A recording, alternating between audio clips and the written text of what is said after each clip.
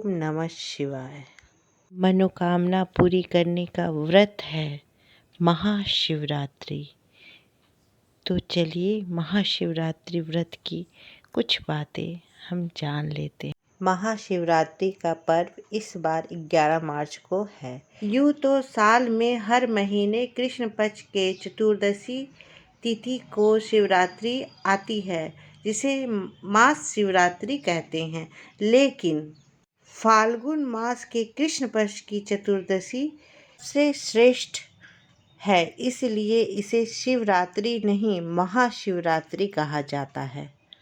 इस दिन प्रकृति को धारण करने वाली देवी पार्वती और पुरुष रूपी महादेव का गठबंधन यानी कि विवाह हुआ था।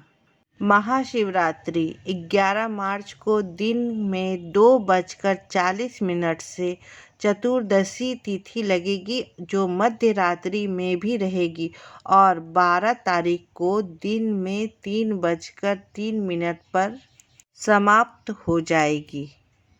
इसलिए 12 तारीख को उदय कालीन चतुर्दशी होने पर भी 11 मार्च को ही शिवरात्रि मनाई जाएगी। शिव जी की कृपा पाने के लिए, भोले बाबा महादेव को प्रसन्न करने के लिए शिवरात्रि के दिन शिवाभिषेक जरूर करें। शास्त्रों में भगवान शिव के अभिषेक से जुड़ी विधि बताई गई है, जिसमें से ऐसी चीज़ों का जिक्र किया गया है जिसका उपयोग करना अति आवश्यक होता है। इसके अलावा शिव पुराण के अनुसार अगर हम शिवलिंग पर इन सब चीज़ों से अभिषेक करते हैं तो मनवांछित मनोकामनाएं पूरी होती है। शहद से शिवरात्रि के दिन शिव जी को अभिषेक करने से वाणी में मिठास आता है। गाय के दूध से अभिषेक करने से व्यक्ति को शिव शंकर से उत्तम स्वास्थ्य का आशीर्वाद प्राप्त होता है। गाय के दूध से बना शुद्ध घी से अभिषेक करने से व्यक्ति के शरीर में दिव्य शक्ति का संचार होता है। गाय के दूध से बना शुद्ध दही फाल्गुन माह के चतुर्थी तिथि यानी महाशिवरात्रि के पावन दिन शिव जी का दही से अभिषेक करने से व्यक्ति के स्वभाव में गंभीरता आने लगती है। चंदन के सुगंधित इत्र से शिव जी का अभिषेक करने से विचारों में पवित्रता आती है। शुद्ध चंदन से महाशिवरात्रि के दिन अभिषेक करने से व्यक्ति आकर्षक होने लगता है तथा उसे समाज में मान सम्मान प्राप्त होने लगता है। शुद्ध केसर से महाशिवरात्रि के दिन अभिषेक करने से व्यक्ति में सौम्यता आने लगती है। शिवरात्रि पर गंगाधर भोलेनाथ का गंगा जल से अभिषेक करके जो उन्हें भांग का भोग लगाता है, उसके मन का विकार और बुराइयां दूर होने लगती है। महाशिवरात्रि के पवित्र दिन त्रिलोकनाथ शिव शंभु सबके स्वामी का अगर शक्कर से अभिषेक किया जाए तो जीवन में सुख समृद्धि आती है। भोलेनाथ को जलाभिषेक करके उसके बाद उन्हें भांग, धतूरा, चंदन, चावल जो टूटा ना हो अर्पित करें और भोलेनाथ का सबसे प्रिय बेलपत्र अर्पित करें।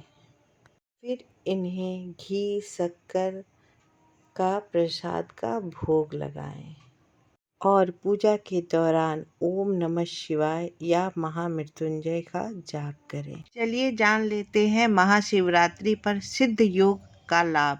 सिद्ध योग का मंत्र साधना, जप, ध्यान के लिए शुभ फलदायी माना जाता है।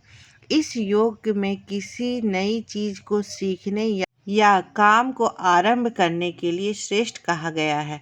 ऐसे में सिद्ध योग में मध्य रात्रि में शिव के मंत्रों का जाप उत्तम फलदायी होता है।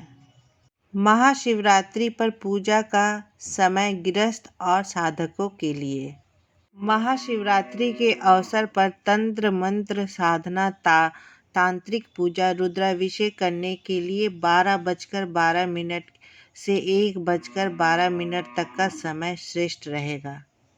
सामान्य गृहस्थ को शुभ और मनोकामना पूर्ति के लिए सुबह और संध्या काल में शिव की आराधना करनी चाहिए। 2:40 में चतुर्दशी लग जाने से दोपहर बाद शिव जी की पूजा का विशेष महत्व रहेगा।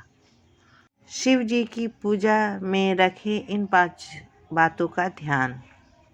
अगर आपने महाशिवरात्रि का व्रत रखा है तो एक बात का ध्यान रखिएगा कि शिव पूजा करते समय काले वस्त्र ना पहने।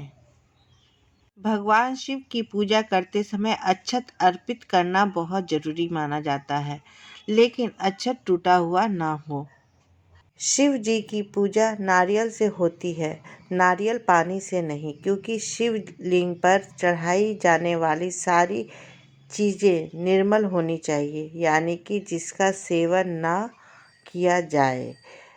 नारियल पानी देवताओं पर चढ़ाए जाते हैं, फिर बाद में ग्रहण किया जाता है, इसलिए शिवलिंग पर नारियल पानी नहीं चढ़ाया जाता है।